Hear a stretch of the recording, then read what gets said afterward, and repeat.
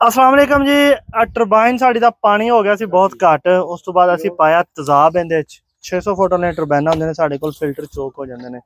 ਉਸ ਦੇ ਬਾਵਜੂਦ ਵੀ ਪਾਣੀ ਨਾ ਬਿਲਕੁਲ ਫੁੱਲ ਨਹੀਂ ਸੀ, ਜਿਵੇਂ ਦਾ ਅੱਜ ਤੋਂ 2 ਸਾਲ ਪਹਿਲੇ ਜਦੋਂ ਨਵਾਂ ਸੈਟਅਪ ਕੀਤਾ ਸਬਮਰਸੀਬਲ ਦਾ ਉਵੇਂ ਸੀ।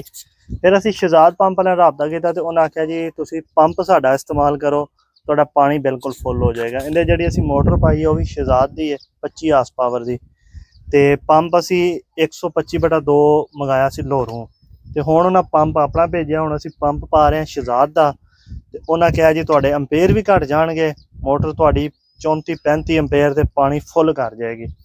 ਤੇ ਹੁਣ ਵੇਖਦੇ ਆ ਜੀ ਇਹ ਕਿੰਨੇ ਅੰਪੇਅਰ ਤੇ ਪਾਣੀ ਫੁੱਲ ਕਰਦੀ ਹੈ। ਵਾਕਈ ਸ਼ਹਿਜ਼ਾਦ ਦਾ ਪੰਪ ਸਾਡਾ ਲੋਡ ਪਲੱਸ ਪਾਣੀ ਵਧਾਉਂਦਾ ਹੈ, ਲੋਡ ਘਟਾਉਂਦਾ ਹੈ ਤੇ ਪਾਣੀ ਵਧਾਉਂਦਾ ਹੈ ਕਿ ਨਹੀਂ ਵਧਾਉਂਦਾ, ਤੁਹਾਨੂੰ ਦੱਸਣੇ ਆ। ਬਸ ਇਹ ਆਖਰੀ ਪਾਈਪ ਪੈ ਗਿਆ, ਬਸ ਹੁਣ ਉਤਨਾ ਜਿਹੜਾ ਨਾ ਡਿਲੀਵਰੀ ਜਿਹੜੀ ਉਹ ਫਿੱਟ ਹੋਣ ਲੱਗੀ ਹੈ। ਇਹ ਤੁਸੀਂ ਪੰਪ ਵੇਖ ਰਹੇ ਹੋ, ਅਸੀਂ ਪਹਿਲੇ ਪਾਇਆ ਸੀ ਉਹ ਕੱਢ ਦਿੱਤਾ, ਤੇ ਹੁਣ ਦੂਸਰਾ ਪੰਪ ਚੇਂਜ ਕਰ ਰਹੇ ਹਾਂ ਤਾਂ ਕਿ ਥੋੜਾ ਲੋਡ ਘੱਟ ਹੋ ਜਾਏ। 25 ਹਾਰਸ ਪਾਵਰ ਦੀ ਮੋਟਰ ਕਦੀ ਵੀ 36-37 ਅੰਪੇਅਰ ਤੋਂ ਉੱਤੇ ਨਹੀਂ ਚਲਾਉਣੀ ਚਾਹੀਦੀ। ਅਗਰ ਤੁਹਾਡੀ 37 ਅੰਪੇਅਰ 36 ਅੰਪੇਅਰ ਤੋਂ ਉੱਤੇ ਚੱਲ ਰਹੀ ਹੈ ਨਾ ਚਲਾਓ, ਤੁਹਾਡੀ ਮੋਟਰ ਸੜ ਜਾਏਗੀ, ਨੁਕਸਾਨ ਜ਼ਿਆਦਾ ਹੋ ਜਾਏਗਾ।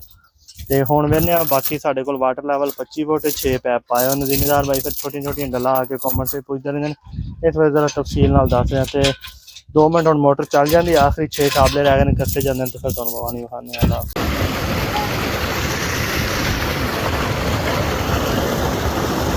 ਤੇ ਪਾਣੀ ਬਿਲਕੁਲ ਫੁੱਲ ਹੋ ਗਿਆ ਜੀ, ਚੈੱਕ ਕਰੋ ਤੁਸੀਂ। ਸ਼ਹਿਜ਼ਾਦ ਦੇ ਪੰਪ ਨੇ ਵਾਕਈ ਕੰਮ ਕੀਤਾ ਹੈ, ਤੇ ਇਹ ਤਕਰੀਬਨ 35 ਤੋਂ 36 ਅੰਪੇਅਰ ਲੈ ਰਹੀ ਹੈ ਤੇ 45 ਫ੍ਰੀਕੁਐਂਸੀ ਦੇ ਉੱਤੇ ਚੱਲ ਰਹੀ ਹੈ। ਪਾਣੀ ਠੀਕ ਹੈ, ਦੇਖੋ ਬਿਲਕੁਲ ਹੁਣ ਫੁੱਲ ਪਾਈਪ ਭਰ ਕੇ ਪ੍ਰੈਸ਼ਰ ਨਾਲ ਆ ਰਿਹਾ ਹੈ। ਅੱਲਾ ਹਾਫਿਜ਼।